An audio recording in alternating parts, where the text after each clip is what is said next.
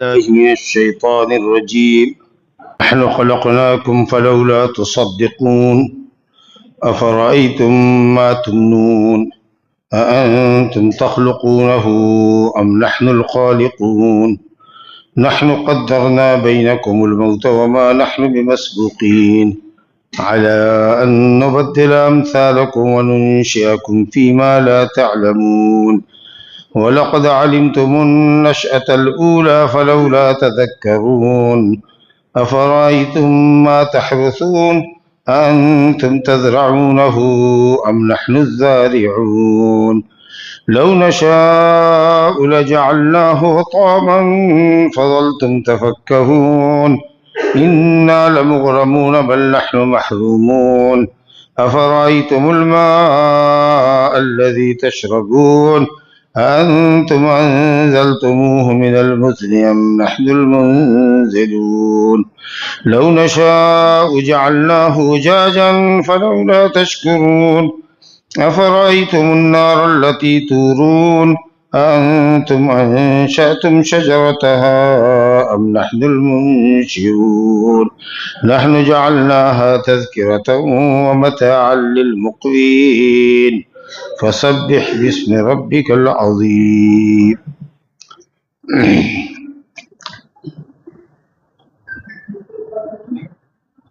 اس سے قبل کی آیات میں اللہ سبحانہ و تعالیٰ نے انسانوں کے جو تین گروپ ہوں گے قیامت کے دن، سابقین ہوں گے جو نیکیوں میں سبقت کرتے ہیں، جو واجبات و فرائض کے ساتھ مستحبات و مندوبات کو بھی بجا لاتے ہیں، اور محرمات کے ساتھ ساتھ مکروہات سے بھی اجتناب کرتے ہیں، شبہات سے بچتے ہیں، ان سابقین مقربین کا ذکر کیا گیا تھا۔ پھر اس کے بعد اصحاب الیمین کا ذکر کیا گیا تھا، یہ دونوں جنتی گروہ ہیں، اور اس کے بعد جہنمیوں کا تفصیل سے ذکر کیا گیا تھا۔ تینوں کے تفصیلی ذکر کے بعد اللہ رب العالمین فرماتا ہے، سوالیہ انداز ہے آگے، نحن خلقناکم، اللہ تعالیٰ ایک حقیقت کا اظہار کر رہا ہے جس کا کسی شخص کو انکار نہیں ہے، یا کوئی شخص جس کا انکار نہیں کر سکتا۔ ایک ایسی حقیقت فرما رہا ہے، ایک ایسی بات فرما رہا ہے جس کا انکار کسی کے لیے ممکن نہیں ہے۔ اللہ فرماتا ہے نحن خلقناکم فلولا تصدقون، ہم ہی نے تم کو پیدا کیا۔ اس میں کیا شک ہے کہ ہم سب کا خالق اللہ سبحانہ و تعالی ہے۔ یہ عقیدہ مشرکین کا بھی تھا، مشرکین سے بھی کہا گیا کہ آپ پوچھئے ان سے، وَلَئِن سَأَلْتَهُم مَّنْ خَلَقَهُمْ، پوچھئے ان سے کہ ان کو کس نے پیدا کیا، لَيَقُولُنَّ اللَّهُ، تو کہیں گے کہ ضرور بھی ضرور ہم کو اللہ ہی نے پیدا کیا۔ یہ اقرار ان کو بھی تھا۔ هَلْ مِنْ خَالِقٍ غَيْرُ اللَّهِ يَرْزُقُكُم مِّنَ السَّمَاءِ وَالْأَرْضِ، کیا اللہ کے علاوہ بھی تمہارا کوئی خالق ہے جو تم کو آسمان سے اور زمین سے روزی دیتا ہے؟ مشرکین نے کہا کہ کوئی اللہ اور بھی ہے، کوئی خالق اور بھی ہے، کوئی رازق اور بھی ہے۔ ان حقیقتوں کا وہ برملا اظہار کرتے تھے کہ اللہ ہی ہمارا خالق اور رازق ہے۔ توحید ربوبیت میں ان کے یہاں کوئی شرک نہیں تھا۔ اللہ کہتا ہے جب جانتے ہو کہ ہم ہی نے تم کو پیدا کیا ہے، فلولا تصدقون، لولا احلا، تو پھر کیوں نہیں اس بات کی تصدیق کرتے کہ اللہ رب العالمین دوبارہ تم کو قبر سے اٹھانے پر قادر ہے۔ جب تمہارا وجود قبر میں گل جائے گا، تمہاری ہڈیاں بوسیدہ ہو جائیں گی، زمین بوس ہو جائیں گی، تمہاری ہڈیاں مٹیوں سے مل جائیں گی، تو پھر اللہ رب العالمین تم کو دوبارہ پیدا کر دے گا۔ جس نے پہلی مرتبہ پیدا کیا وہ دوسری مرتبہ بدرجہ اولا پیدا کرنے پر قادر ہے۔ اس حقیقت پر کیوں نہیں ایمان لاتے؟ اس کی تصدیق کیوں نہیں کرتے؟ پہلی تخلیق سے اللہ نے دوسری تخلیق پر استدلال کیا، اَمَّن يَبْدَأُ الْخَلْقَ ثُمَّ يُعِيدُهُ، یا وَهُوَ الَّذِي يَبْدَأُ الْخَلْقَ ثُمَّ يُعِيدُهُ وَهُوَ أَهْوَنُ عَلَيْهِ، جس نے پہلی مرتبہ تخلیق کی ہے، تمہاری پیدائش کی ہے، عدم سے وجود بخشا ہے، وہ بدرجہ اولا اس بات پر قادر ہے کہ وہ تم کو دوبارہ وجود بخشے۔ اور یہ تو پہلے کے مقابلے میں زیادہ آسان، پہلی تخلیق بھی آسان تھی اور یہ تو آسان ہے ہی۔ تو اس حقیقت پر کیوں نہیں مان لاتے؟ زبردست دلیل ہے نا، عقلی دلیل۔ یہ اللہ نے جو دلیل بتائی وہ عقل اور لوجک سے کتنی ملتی ہے کہ جس نے اللہ نے ہم کو پہلی مرتبہ پیدا کیا، آدم سے وجود بخشا، وہ اللہ دوبارہ ہم کو پیدا کرنے پر تو بدرجہ اولا قادر ہے۔ ہم کو سامنے کھڑا کر دے گا۔ اب اس کے بعد رب العالمین کچھ حقائق کا ذکر کر رہا ہے جس کو ہم سب لوگ مانتے ہیں، بلا چون و چرا مانتے ہیں۔ ایک ایسی حقیقت کا ذکر ہے جس سے ہمارا وجود دنیا میں آیا ہے، اور پھر کچھ اللہ رب العالمین نے اور بھی اپنی نعمتوں کا ذکر کیا ہے جس کے اوپر ہماری زندگی کا دار و مدار ہے، انحصار ہے۔ وہ سب اللہ رب العالمین کی قدرت کاملہ کی دلیل ہے۔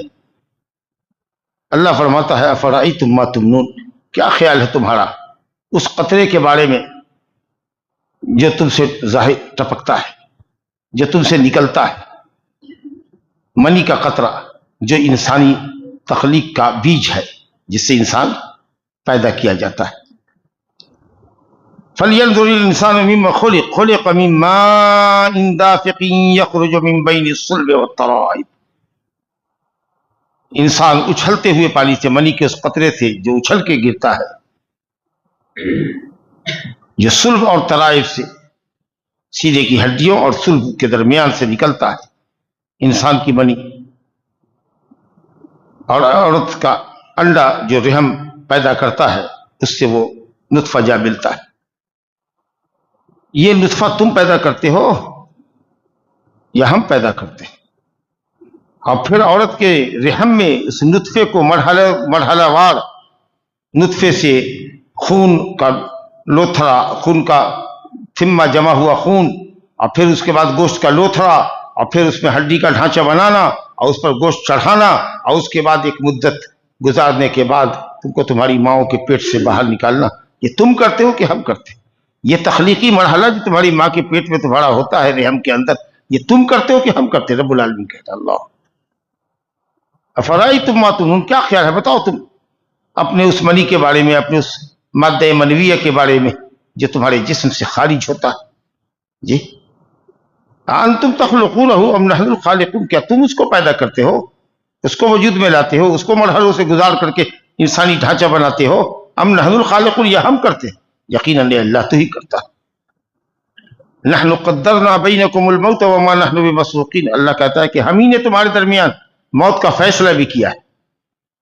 دیکھتے نہیں کوئی بچے میں مر جاتا ہے، کوئی پیدا ہونے سے پہلے ہی گر جاتا ہے ماں کے پیٹ سے، کبھی تخلیق اس میں ظاہر ہوتی ہے اور کبھی تخلیق ظاہر ہونے سے پہلے ہی گر جاتا ہے، مسکیریج ہو جاتا ہے، کبھی تخلیق ہو جاتی ہے اس کے بعد مسکیریج ہوتا ہے، کبھی پیدا ہو کر کے خیر سے مر جاتا ہے، کبھی بچہ مر جاتا ہے، کبھی ادھیڑ جوانی میں مر جاتا ہے، اللہ اکبر، اب کوئی بوڑھا ہو کر کے مرتا ہے، کوئی اور اتنا جھرکٹ ہو جاتا ہے کہ سب کچھ یاد کر کے بھی بھول جاتا ہے، معوف الذہن ہو جاتا ہے، ہر درجہ بڑھاپے کی زندگی میں وہ آ جاتا ہے۔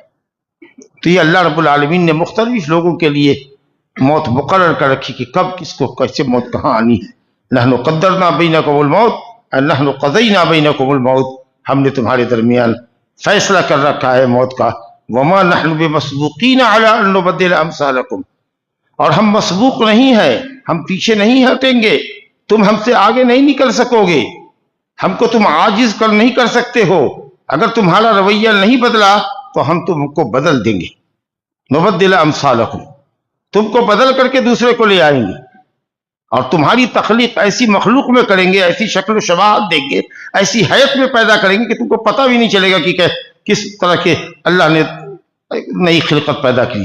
ان یشاء یذہبکم ویأتی بخلق جدید وما ذلک علی اللہ بعزیز، اگر چاہے گا تو تم کو ہلاک کر دے گا، ویأتی بخلق جدید، دوسری مخلوق کو تمہاری جگہ پر پیدا کر دے گا، اٹھا لے گا اپنے دین کی حفاظت کے لیے، اور یہ اللہ پر کوئی مشکل نہیں۔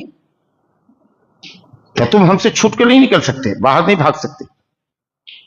ہم کو پیچھے کر دو، مسبوق کہتے ہیں جو پیچھے رہتا ہے، وہی نا مسبوق ہوتا ہے، امام کے پیچھے جو آ کے دوسری تیسری کہتے ملتا ہے تو آپ کیا کہتے ہیں؟ مسبوق ہے، بعد میں آنے والا۔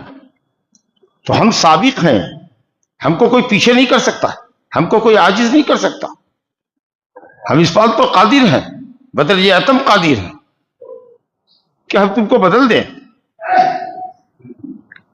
اور تمہاری جگہ پر کوئی دوسری مخلوق کو لائے۔ اور تاریخ گواہ ہے کہ اللہ رب العالمین نے سرکش انسانوں کو بدل دیا ہے سوروں اور بندروں سے۔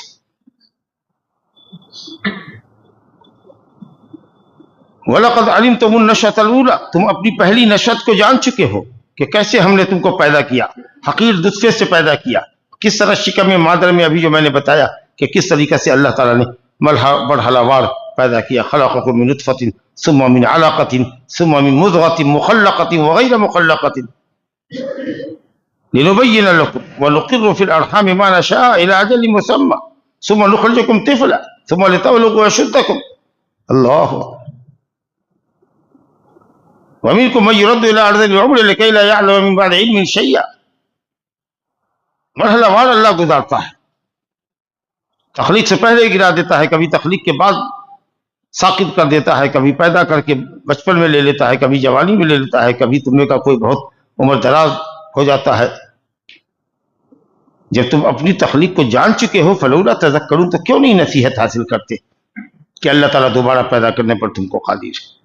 تو یہ تو ہماری تخلیق کی حقیقتیں تھی جو ہر کوئی مسلمان ہو کافر ہو سب مانتا ہے. اب اس کے بعد دیکھیے جس پر ہماری زندگی کا دار و مدار ہے، دانے اور غلوں پر جن کو ہم کھاتے ہیں، پانی جس کو پی کر کے ہم زندہ رہتے ہیں، آگ جس سے ہم پکاتے ہیں اپنا کھانا پینا، یہ سب کتنی بڑی نعمتیں ہیں اللہ تعالیٰ کی. ان کا ذکر اللہ تعالیٰ فرماتا ہے افرأیتم ما تحرثون، تمہارا کیا خیال ہے جو تم کھیت جوتتے ہو اور اس کے اندر بیج ڈالتے ہو اور اس بیج سے جو پودا نکلتا ہے، یہ تم کرتے ہو کہ ہم کرتے ہیں؟ انتم تزرعونہ ام نحن الزارعون، اس دانے کو پھاڑ کر کے اس کے اندر خوشہ نکالنا، اس کے اندر پودا نکالنا، اس کے اندر دانہ بھرنا، بالیاں پیدا کرنا، اس کے اندر دانہ بھرنا، یہ تم کرتے ہو کہ ہم کرتے ہیں؟ اللہ اکبر. انتم تزرعونہ، تم زراعت کرتے ہو کہ ہم زراعت کرتے ہیں؟ یعنی ہم تمہاری روزی روٹی کا انتظام کرتے ہیں. ارے لو نشاء لجعلناہ حطاما، اگر ہم چاہیں تو اس کو چورا چورا کر دے، بھوسا بھوسا کر دے. یہ نہیں کہا کہ اگر ہم چاہیں تو تمہارا دانہ نکلے ہی نہیں، پودے کی شکل میں نکلے ہی نہیں. اللہ یہ بھی کرتا ہے کہ پودا کم نکلتا ہے. پورے کھیت میں برابر سے بیج لوگ ڈالتے ہیں، لیکن کسی حصے میں فصل آتی ہے اور کسی میں بالکل کہیں پودا نکلتا ہے. یہ نہیں کہا. حسرت کا جنازہ نکل جائے گا جب پھلوں سے جب دانے سے تمہاری بالیاں بھری رہیں گی اور پک چکا ہوگا یا پکنے کے قریب ہوگی فصل، اور اب چاہو گے کہ کاٹے، اور اس وقت ارمانوں کا جو کھلیان ہے، کھیت ہے، ارمانوں کا جو کھیت ہے تمہارا، جو اب یہ سمجھ رہے ہو کہ اب ہم اس کو کاٹیں گے اور دانہ لائیں گے اپنے گھر میں اور سال بھر کھائیں گے، ایسے موقع پر اللہ رب العالمین ایسی آندھی چلائے، ایسی اولی زالہ باری ہو، اس قدر اولوں کی برسات کر دے کہ اللہ تعالیٰ سارے دانے کو تمہارے چور چور کر دے، اور وہ سب جو تنا کھڑا ہوا تھا دانے کے ساتھ وہ بھوسا بن جائے.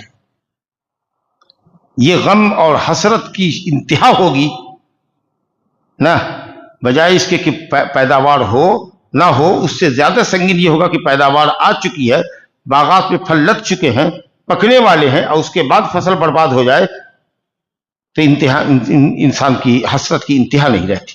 اب کسی کے پاس بچہ نہیں ہے، صبر کرتا، ایک ہی غم ہے کہ بچہ نہیں ہے، لیکن بڑی منتوں سماجتوں کے بعد اللہ تعالیٰ اس کو بچہ دے، بڑے لمبے انتظار کے بعد، اور پھر جب وہ بچہ بھاگنے دوڑنے کے لائق ہو جائے اور اب مزید بچے کی کوئی گنجائش نہیں ہے، اور اس کے بعد اس کو موت دے دے، تو آدمی کتنا ملول خاطر ہوتا ہے، کتنا رنجیدہ ہوتا ہے، کہتا ہے یا اللہ اس سے اچھا تو بہتر تھا کہ ہم بغیر بچے کے تھے. وہ غم ہمارے لیے برداشت کے لائق تھا، لیکن یہ غم برداشت کے لائق نہیں ہے کہ تو نے دیا اور چھین لیا. تو اللہ یہ نہیں کہہ رہا ہے کہ ہم تمہارے پودے نہ نکالیں، بلکہ یہ کہتا ہے کہ پودے نکالیں، اس میں پھل بھی دے دیں، دانے بھر دیں، اور اس کے بعد اس کو ہم چورا چورا کر دیں، بھوسا کر دیں، اور تمہارے کھیت سے کھلیان تک اور کھلیان سے تمہارے گھر تک ایک دانہ بھی نہ پہنچنے دیں. کیا اس سے نہیں ڈرتے ہو اللہ تعالیٰ سے؟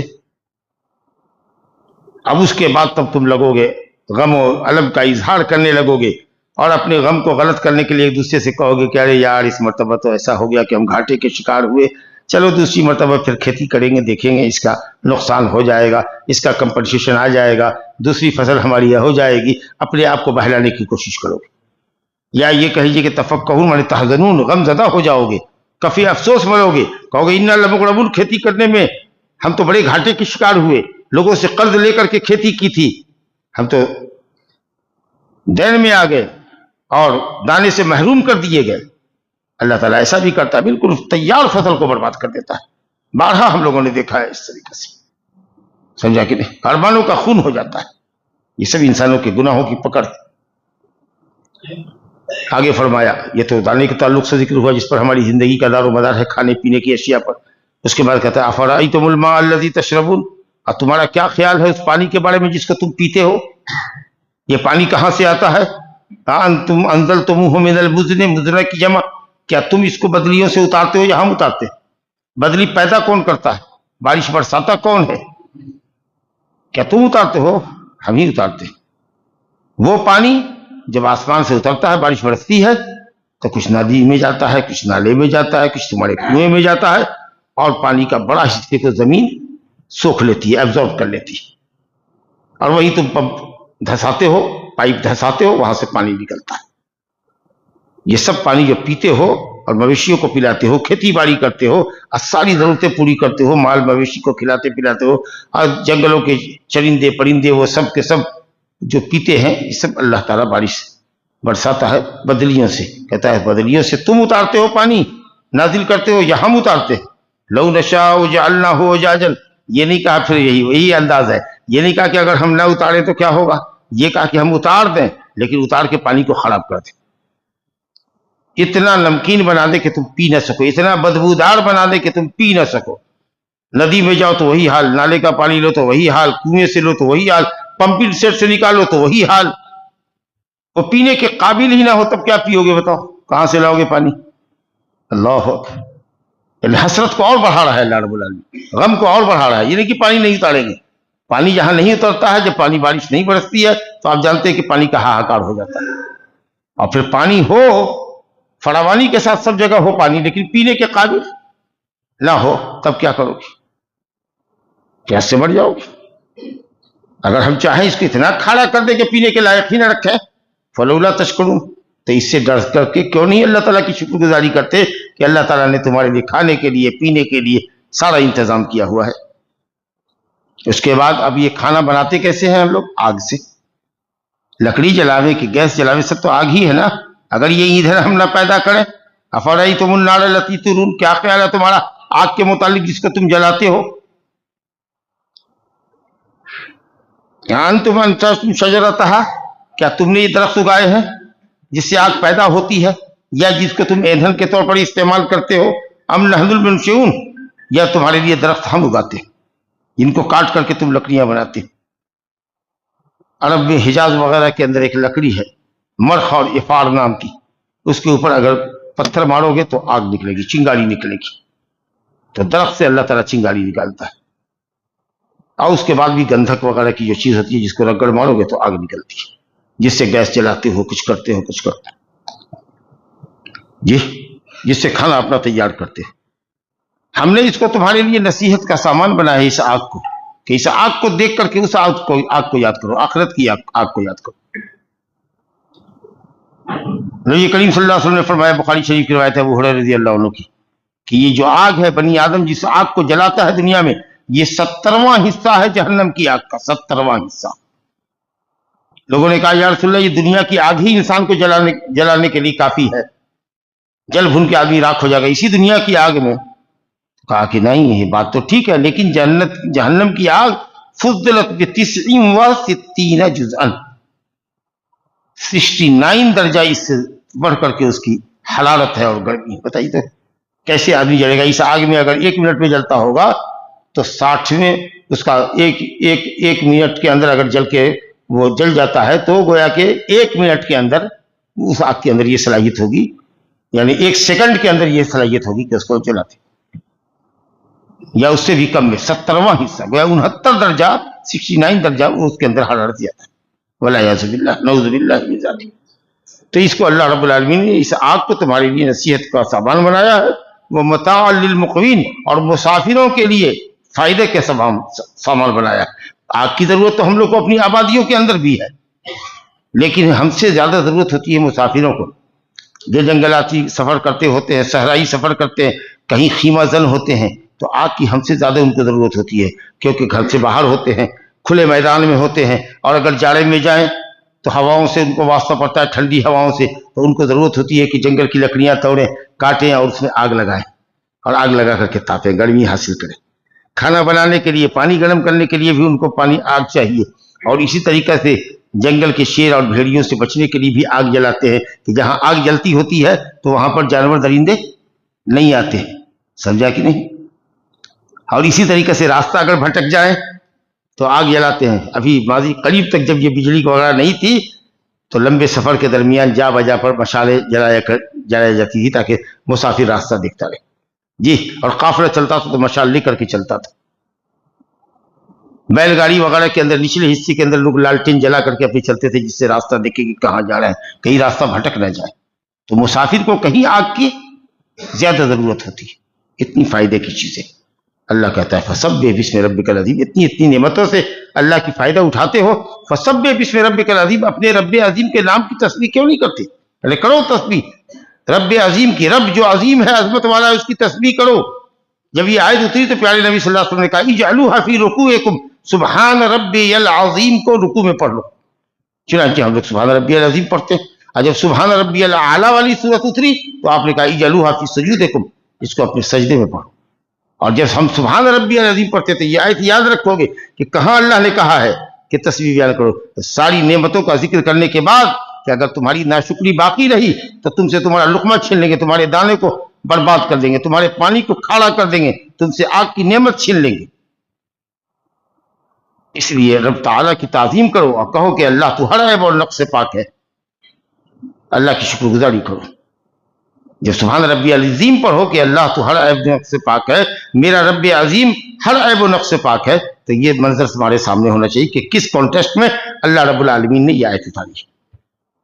آگے فرمایا فلا اقسم بمواقع النجوم، سیدھا معنی تو یہ ہوگا تو یا پس میں نہیں قسم کھاتا ہوں مواقع النجوم کی۔ مواقع موقع کی جمع ہے، کہاں ستارہ طلوع ہوگا کہاں غروب ہوگا، اس کے ستاروں کے طلوع اور غروب کی جگہوں کی اللہ قسم کھا رہا ہے۔ ستارے بہت فائدے کے لیے اللہ نے پیدا کی ہیں، پہلے بھی بات آ چکی ہے کہ آسمان دنیا کی زینت ہے، مسافروں کے لیے راہیابی کا اور رہنمائی کا راستہ دیکھنے کا ذریعہ ہے، اور شیاطین کو رجم کرنے کا باعث ہے۔ اور رات ستاروں کا جھلملانا رات کے ہونے کی دلیل ہے، اور ستاروں کا نظروں سے اوجھل ہو جانا دن آنے کی علامت ہے، اور رات کا اور دن کا ایک دوسرے کے پیچھے آنا اس سے اللہ رب العالمین کی عظیم قدرت ہے۔ اللہ کہتا ہے کہ ستاروں کے طلوع اور غروب کی جگہوں کی میں سیدھا معنی کر رہے ہیں کہ معنی سیدھا لوگ یہ کرے گا لا اقسم، نہیں کھاتا ہوں، جبکہ آگے اللہ تعالیٰ کہہ رہا ہے وَإِنَّهُ لَقَسَمٌ لَوْ تَعْلَمُونَ عَظِيمٌ، یہ تو بہت بڑی قسم میں کھا رہا ہوں۔ اللہ اکبر، تو کیا مطلب ہوا کہ ایک طرف تو میں ستاروں کے طلوع اور غروب کی جگہوں کی قسم نہیں کھا رہا ہوں، اور ایک طرف کہہ رہا ہے یہ بہت بڑی قسم ہے، کاش کہ تم اس قسم کی عظمت کو، کاش اس قسم کی سنگینی کو تم سمجھ پاتے۔ تو معلوم ہوا کہ یہ لا جو ہے کیا مطلب ہے، لا مانے نہیں، تو اس کو اقسموں سے الگ ماننا پڑے گا۔ لا وہ بات نہیں ہے اے کافرو، اے جھٹلانے والو، اے ناشکرو، وہ بات نہیں ہے جو تم کہتے ہو کہ اللہ رب العالمین ہم کو دوبارہ قیامت کے دن قبروں سے اٹھانے پر قادر نہیں ہوگا، یہ بات نہیں ہے جو تم کہتے ہو، تمہاری بات غلط ہے۔ میں اس حقیقت پر قسم کھاتا ہوں، اقسم بمواقع النجوم، میں قسم کھاتا ہوں ستاروں کے طلوع اور غروب کے مقامات کی۔ تو اللہ کا تعلق ہوگا پہلے سے کہ جو بات جو عقیدہ مشرکوں کا ہے اس کی اللہ نفی کر رہا ہے، اور اقسموں سے جملہ ہوگا کہ میں قسم کھاتا ہوں، تب جا کر کے یہ دونوں جملہ سنٹینس صحیح ہو جائے گا۔ یا پھر اہل علم نے کہا ہے کہ لا کو نافیہ نہ مانو بلکہ لا کو تنبیہ اور تاکید کے لیے مانو، لوگوں متنبہ ہو جاؤ میں ضرور بھی ضرور قسم کھا رہا ہوں مواقع النجوم کی۔ تو یہاں پر لافیہ نہ نہیں، لا جو ہے نفی کے معنی میں نہیں ہوگا بلکہ تاکید کے معنی میں ہوگا، کہ اللہ تعالیٰ تاکید کے ساتھ قسم کھا رہا ہے ستاروں کے طلوع و غروب کی جگہ کی، کہاں ستارہ طلوع ہوتا ہے، کہاں رات بھر چلتا ہے، اور کس مقام پر ڈوبے گا۔ وَإِنَّهُ لَقَسَمٌ لَوْ تَعْلَمُونَ عَظِيمٌ، بے شک البتہ یہ بہت بڑی قسم ہے، کاش کہ تم اس قسم کی اہمیت اور عظمت کو جانتے۔ کس بات پر قسم کھایا؟ قسم کھانے والا کون؟ اللہ۔ اور کس مخلوق کی قسم کھا رہا ہے؟ ستاروں کے طلوع و غروب کی جگہوں کی۔ اور کس بات پہ قسم کھا رہا ہے؟ انہ لقرآن کریم، کہ محمد صلی اللہ علیہ وسلم پر جو ہم نے قرآن اتارا ہے، جو قرآن وہ پڑھتے ہیں، جو تمہارے سامنے پیش کرتے ہیں، یہ وہ قرآن واقعی قرآن کریم ہے، بہت برکت والا قرآن، بہت عظمت والا قرآن ہے۔ ایک لفظ پڑھو گے ایک نیکی ملے گی جو 10 گنا ملے گی، اور آپ نے مثال دے کے فرمایا کہ الف لام میم یہ ایک لفظ نہیں ہے، الف ایک حرف ہے، لام ایک حرف ہے، میم ایک حرف ہے، 30 نیکی ملے گی الف لام میم پڑھ کر کے۔ جہاں پڑھو گے خیر و برکت کا نزول ہوگا، فرشتے اتریں گے اس گھر کے اندر، شیاطین بھاگ کھڑے ہوں گے۔ بہترین اللہ کا ذکر ہے، اور معنی اور مفہوم سمجھ کر کے اگر پڑھو گے تو دل میں رقت طاری ہوگی، اللہ کا خوف طاری ہوگا۔ کٹھور دل لوگوں کے سامنے جب قرآن پڑھا گیا تو بھی وہ رو پڑی۔ اللہ نے کہا کہ اگر اس کی تاثیر کو، قرآن کی تاثیر کو اگر ہم پہاڑوں کے اندر احساس پیدا کر دیں تو قرآن مجید کی اہمیت اور اس کی عظمت اور اس کی تاثیر کی وجہ سے پہاڑ ریزہ ریزہ ہو جائے، پھٹ جائے۔ لو انزلنا هذا القرآن على جبل لرأيته خاشعا متصدعا من خشية اللہ۔ اللہ کے سامنے جھکا ہوا پاؤ گے پہاڑ کو، اور اللہ کے خوف سے پھٹ جانے والا پاؤ گے، اس قدر تاثیر ہے۔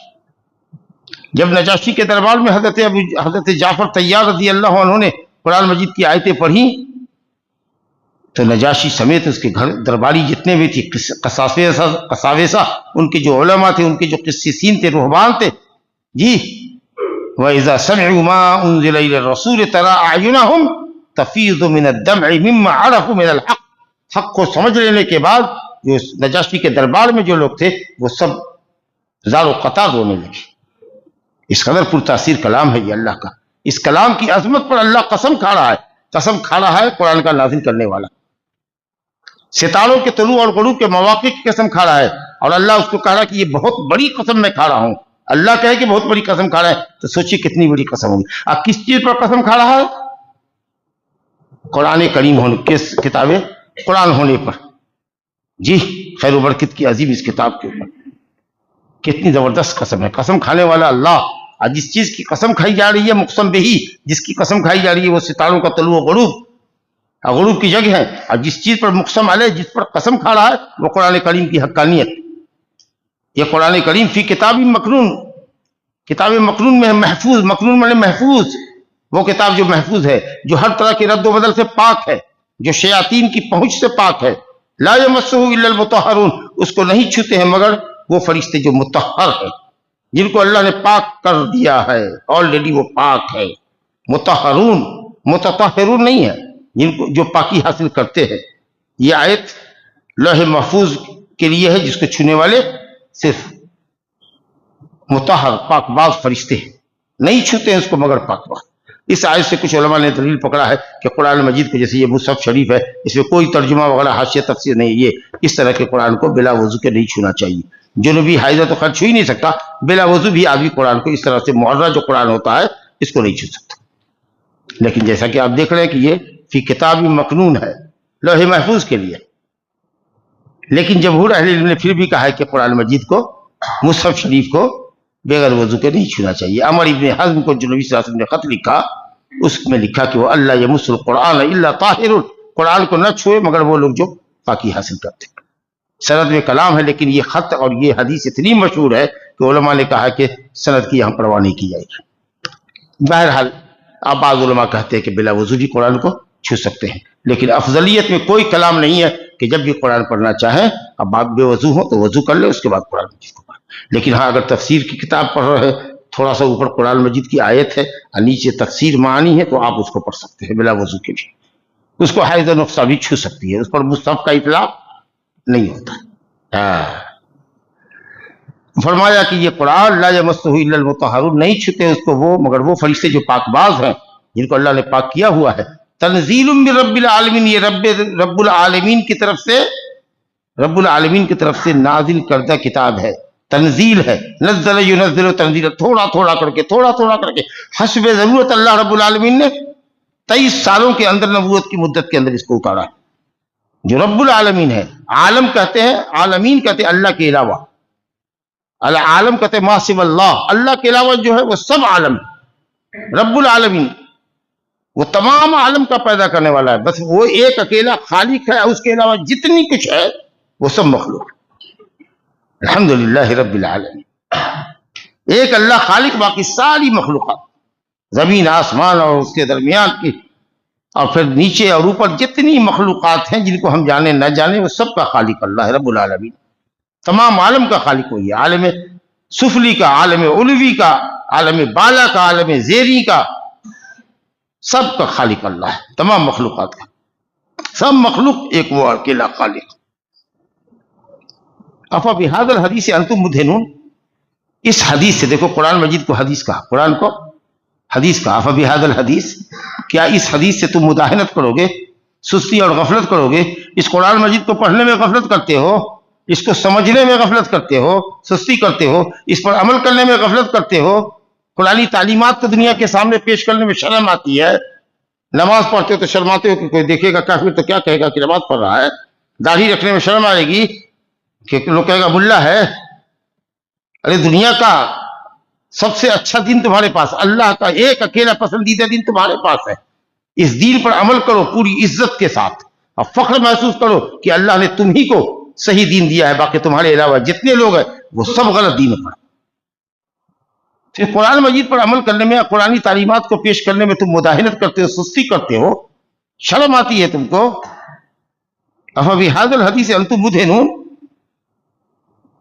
اور قرآن نے کہا انک لو تدہن فیدہنون، اگر آپ ہی مداہنت کریں گے، اپنے اسلام کو چھپائیں گے، ٹوپی پہننے میں، داڑھی رکھنے میں، قرآن مجید کے احکام پر عمل کرنے میں، کہیں قرآن کی تلاوت کرنے میں، نماز پڑھنے میں، اگر آپ ہی سب کی محسوس کرو گے تو مشرکین تو اور تم کو دبائیں گے اور تمہارے اسلام کو مذاق اڑائیں گے. تو اس لیے اپنے اسلام پر کو اپنے لیے باعث عزت سمجھو، اسی میں ہماری عزت ہے. اتنا لبرل مت بنو. جی افبہذا الحدیث انتم مدہنون، کیا اس قرآن پر، اس حدیث کے اوپر تمہاری مداہنت ہے، تمہاری سستی اور کاہلی اور غفلت ہے. وَتَجْعَلُونَ رِزْقَكُمْ أَنَّكُمْ تُكَذِّبُونَ، اور روزی اللہ کہتا ہے کہ ہم تم کو دیتے ہیں اور تم روزی پا کر کے ہماری، تم اللہ کو جھٹلاتے ہو. ابھی ستاروں کا ذکر ہوا نا، ستارے نکلتے ہیں ڈوبتے ہیں، ایک جگہ نکلتے ایک جگہ ڈوبتے ہیں. مشرکین کا عقیدہ تھا، اور یہ عقیدہ پوری امت میں کہیں نہ کہیں ہے، امت کے ایک طبقے کے اندر رہتا ہے کہ ستارہ جب ڈوبتا ہے 14 دن کے بعد، نچھتر ہوتا ہے، بدلتا ہے کسانوں کے یہاں، ہندوؤں کے یہاں نچھتر کہلاتا ہے. 14 دن پر ایک ستارہ نکلتا ہے، ایک ستارہ ڈوبتا ہے. تو کبھی نکلنے والے کی طرف یا ڈوبنے والے کی طرف نسبت کرتے تھے بارش کی، کہ جو ستارہ نکلا تھا، جو ڈوبا ہے 14 دن کے بعد، اس کے بعد بارش ہوتی. حالانکہ ستاروں کو کہیں کوئی دخل نہیں ہے بارش کو برسانے میں، یہ سبب بھی نہیں ہے یہ جائے کہ ستارہ بارش برساتا. تو جو لوگ کہتے ہیں اللہ نے پانی دیا ہے، بارش برسائی ہے، تو اللہ کا شکر ادا کرنا چاہیے کہ اللہ تیرا فضل ہے کہ تو نے ہم کو سیراب کیا. تو آدمی کہے گا کہ نہیں، فلاں نے نچھتر کی وجہ سے، فلاں ستارے کے طلوع اور غروب کی وجہ سے ہوا. حدیبیہ کے مقام پر نبی کریم صلی اللہ علیہ وسلم قیام پذیر تھے. ایک رات میں بارش ہوئی، فجر کی نماز آپ نے پڑھائی، بخاری مسلم کی روایت، حضرت زید بن خالد الجہنی رضی اللہ عنہ کی حدیث ہے. فجر کی نماز پڑھانے کے بعد آپ قوم کی طرف متوجہ ہوئی اور کہا کہ جانتے ہو ماذا قال ربکم، تمہارے رب نے کیا کہا؟ اللہ کہتا ہے، قول ہے، اللہ کا قول، اللہ کا کلام، اللہ کی صفت ہے. یہ قرآن مجید کیا ہے؟ اللہ کا کلام ہے. لتنزیل من رب العالمین، اللہ نے اپنا کلام اتارا ہے، یہ مخلوق نہیں ہے. اللہ اپنی ذات اور اپنی صفات کے ساتھ اول سے لے کر آخر ہے، اول ہے آخر ہے، ازل سے لے کر ابد تک. باقی ساری مخلوقات فنا ہو جائیں گی، لیکن اللہ اپنی صفتوں کے ساتھ باقی رہنے والا ہے. قرآن مجید اللہ کا کلام ہے، مخلوق نہیں ہے. اور اسی لیے قرآن مجید کی قسم کھانا جائز ہے، کیونکہ اللہ کے نام اور اس کے صفت کی قسم کھائی جائے گی. بہرحال تو آپ نے کہا کہ جانتے ہو تمہارے رب نے کیا کہا؟ یہ نہیں کہا کہ کیا پیدا کیا.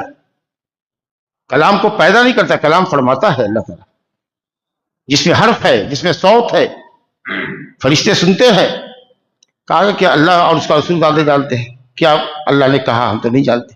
کہا کہ اللہ نے کہا اصبح من عبادی مؤمن و کافر، صبح کی ہے میرے بندوں میں سے کچھ نے ایماندار ہو کر اور کچھ نے کفر کر کے، کافر ہو کر صبح کی ہے.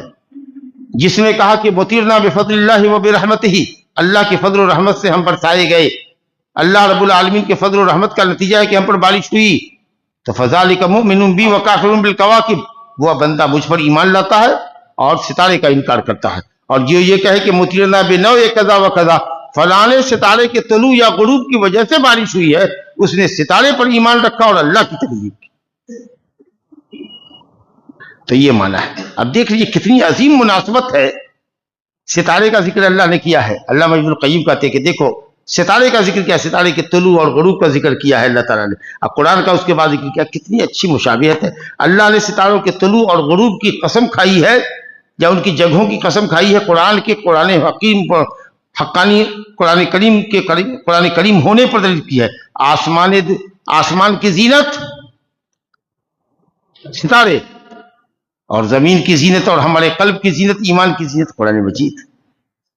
آسمان کے یہ ستارے لوگوں کو راہ دکھاتے ہیں, ہستی راہ دکھاتے ہیں, گلیوں کوچوں میں تمہاری رہنمائی کرتے ہیں, یہ تمہاری ہدایت کی راہ کو دکھاتا ہے.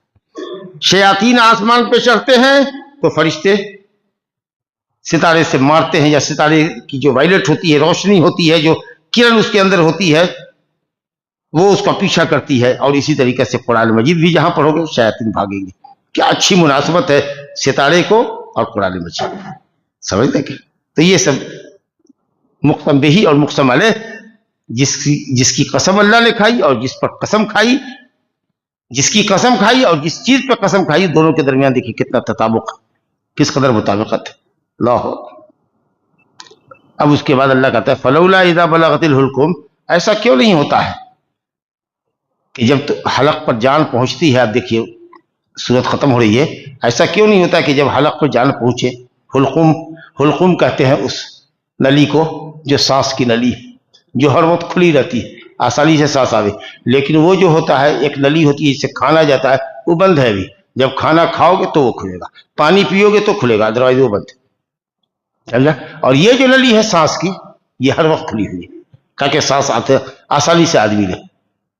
تو ایک حلق ہے یہ جس سے سانس لیتے ہو, اس کے بغل میں نلی ہے کھانے جانے کی, پانی جانے کی, اور اس کے دائیں طرف اور بائیں طرف شہ رگ ہے, موٹی رگ ہے, یہ تمہارے دل سے تمہارے دماغ سے قریب. یہ چار چیزیں ہوتی ہے حلق کے اندر. تو اللہ تعالیٰ فرماتا ہے کہ جب حلق پر جان پہنچتی ہے کہ اب نکلنا چاہتی ہو, وَحِينَئِذٍ وَأَنْتُمْ حِينَئِذٍ تَنظُرُونَ, اور اپنے مردے کے پاس سب چارپائی کے پیچھے بغل میں کھڑے رہتے ہو, بیٹھے رہتے ہو, دیکھ رہے ہوتے ہو, وہ آخری ہچکیاں لے رہا ہوتا ہے, اب روح پرواز ہوئی, تب روح پرواز ہوئی. اللہ کہتا ہے وَنَحْنُ أَقْرَبُ إِلَيْهِ مِنْكُمْ, تمہارے مردے سے تمہارے مقابلے میں ہم زیادہ قریب ہوتے ہیں. تو اللہ قریب ہوتا ہے, کیا مطلب؟ اللہ اپنے علم و قدرت سے قریب ہوتا ہے, یا مراد ہے اللہ تعالیٰ کے قریب ہونے سے اللہ کے فرشتے ملک الموت اپنے آوان و انصار کے ساتھ جو آتے ہیں, وہ سب اپنی پوری ٹیم کے ساتھ وہاں ہوتے ہیں, روح قبض کرنے کے لیے ہوتے ہیں. تم ان کو نہیں دیکھتے, تم ان کو نہیں دیکھتے, لیکن وہ تم سے زیادہ قریب ہوتے ہیں. اور کیسے روح نکلتی ہے یہ تم بھی نہیں دیکھتے. روح کہاں جاتی ہے, کیوں نہیں روک لیتے ہو؟ اگر اس بات پر یقین نہیں ہے تمہارا کہ ہم دوبارہ زندہ بھی ہوں گے, اب کوئی حساب و کتاب نہیں چکائیں گے, اور عملوں کی کوئی جزا اور سزا اللہ نہیں دے گا, تو پھر روح کو جانے کیوں دیتے ہو؟ زبردستی پکڑ کے رکھو نا, اسی کے باڈی میں رہنے دو, نکلنے مت دو. ارے تو روح آ گئی ہمارے پاس, اور جس میں روح ڈالیں گے, اٹھا لیں گے اور حساب کتاب کریں گے. تمہارے نہ مرنے سے کیا ہوتا ہے؟ اگر تم اتنے ہی پاورفل ہو تو تم اپنی روحوں کو, اپنے مردوں کی روحوں کو روک کر کے بھی دکھاؤ. نہ مرے گا نہ حساب لے کے رکھ سکتے ہو, اپنے باپ کو تو رکھ لو, اس کی روح نکلنے مت دو.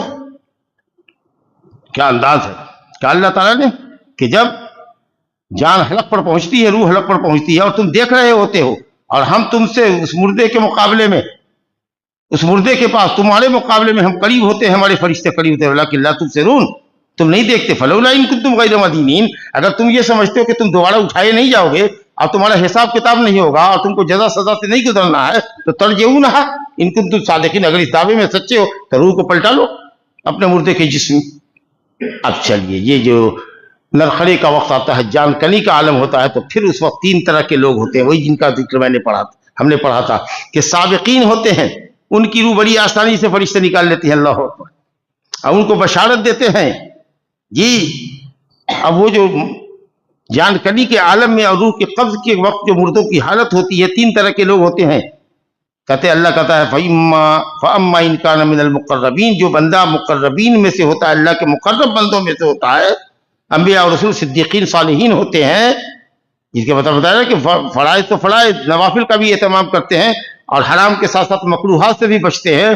ایسے لوگوں کے لیے اللہ کہتا ہے فَرَوْحٌ وَرَيْحَانٌ وَجَنَّتُ نَعِيمٌ, ایسے لوگوں کے لیے روح ہے, روح کے معنی رحمت. إِنَّهُ لَا يَيْأَسُ مِن رَوْحِ اللَّهِ इल्लल कौमुल काफिरून, अल्लाह की रहमत से मायूस नहीं होते मगर काफिर। समझ गए? तो रौह से मुराद रहमत, ऐसे लोगों के लिए रहमत है। व रैहानुन, और रिज्क है अल्लाह के पास। और बाद मुफस्सिरीन ने कहा कि रैहान से मुराद खुशबू, इधर रूह निकली नहीं कि जन्नत की खुशबू उस रूह को मिलने लगती है। अल्लाह अकबर। जन्नत से फूल तोड़ करके लाया जाता है, जन्नत की खुशबू फरिश्ते की होती है जो उसको सुहाती है। वो जन्नत नईम, और नेमतों वाली जन्नत तो है ही। तो इनका क्या कहना है, इनका तो बड़ा मकाम है। और उसके बाद जो दूसरे नंबर के मोमिनीन है जन्नती, अल्लाह ताला कहता है वो अम्मा इनका अमीन अस्हाबिल यमीन, और अगर वो मुर्दा या वो शख्स जिसकी जानकनी का आलम है, जिसकी रूह अभी परवाज होने वाली है, अगर वो अस्हाबुल यमीन में से है जी, जिसकी पूरी सिफात आप पढ़ के आ चुके हैं, जो वाजिबात को अदा करते हैं, हराम से बचते हैं, मुस्तहब्बात को कभी छोड़ते हैं या अक्सर छोड़ते हैं, मकरूहात का इर्तिकाब करते हैं, कभी कभी बड़े गुनाह भी उनसे सरजद हो जाते हैं। समझा? तो ये जो लोग इंशाअल्लाह अस्हाबुल यमीन है, जिनके दाएं हाथ में नामा अमाल दिया जाएगा, अल्लाह ताला उनके ताल्लुक से अभी अपने नबी को इत्मीनान दिला रहा है। फसलामुल लका, ए नबी आपके लिए सलामती हो, आप अस्हाबुल यमीन के ताल्लुक से मत परेशान होइए, हम उनको भी इज्जत की जिंदगी अता फरमाएंगे। नबी को अल्लाह ताला इत्मीनान दे रहा है। फसलामुल लका, ए नबी आपके लिए सलामती है। अस्हाबुल यमीन के ताल्लुक से आप गमज़दा ना हो, फिक्रमंद ना हो, इनका भी बड़ा अच्छा अंजाम है हमारे यहाँ। लेकिन वह अम्मा इनका मिनल मुकद्दिबीन अद्दालीन, लेकिन वो तीसरी कैटेगरी जो है काफिरों की, जुटलाने वालों की, जब इनकी रूह कब्ज करने के लिए फरिश्ते आते हैं, जो दालीन है, जो बदअमल है, बेईमान है, अल्लाह की तकज़ीब रसूल की तकज़ीब करने वाले हैं, अल्लाह कहता है कि जब इनकी रूह कब्ज की जाती है, रूह पूरे जिस्म में भागती फिरती है, और फरिश्ते इस तरीके से निकालते हैं जिस तरीके से बूचर खाल को उधेड़ता है, खींचता है जानवर से, और इस तरीके से वो भागती है, तो फिर फरिश्ते चेहरे पर और पुष्ट पर और चूतर पर उसके हाथ और लात मार करके उसको निकालते हैं कि निकल खबीस रूह। अब उसके बाद उसका क्या हाल है? अल्लाह कहता है फनुज़ुलुम मिन हमीम, हम उसकी मेहमानी करते हैं किस चीज से जानते हो? जब वो आता है तो मेहमानी करते हैं गर्म और खौलते हुए पानी से। वह तस्लियत जहीम, और जहन्नम में डाल देते, कहते जाओ तुम्हारा ठिकाना वही। इन हाज़ा लहु हक़्क़ुल यक़ीन, जो बातें कही जा रही हैं कि जानकनी के आलम में किस तरह के लोग होते हैं, मुक़र्रबीन के साथ क्या मामला होता है, अस्हाबुल यमीन नेक लोगों के साथ, मोमिनीन के साथ क्या होता है, और जो कुफ़ार और मुशरिकीन हैं उनके साथ क्या होता है। इन हाज़ा, बेशक ये, लहु अलबत्ता वो, हक़्क़ुल यक़ीन है, एकदम 100% सही और हक है। फसब्बिह बिस्मि रब्बिकल अज़ीम, तो ए रब, ए नबी, अपने रब ताला की तस्बीह बयान कीजिए। सुभान रब्बियल अज़ीम। अल्लाह रब्बुल आलमीन हम सबको नेकियों की तरफ बढ़ने वाला, लपकने वाला बनाए, और गुनाहों से अल्लाह ताला महफूज रखे, और अल्लाह ताला हम सबको सकरातुल मौत की शिद्दत से महफूज रखे, और अल्लाह ताला हम सब के लिए हुस्न खातिमा मुक़द्दर फरमाए। ईमान पर अल्लाह ताला हम सबका खात्मा नसीब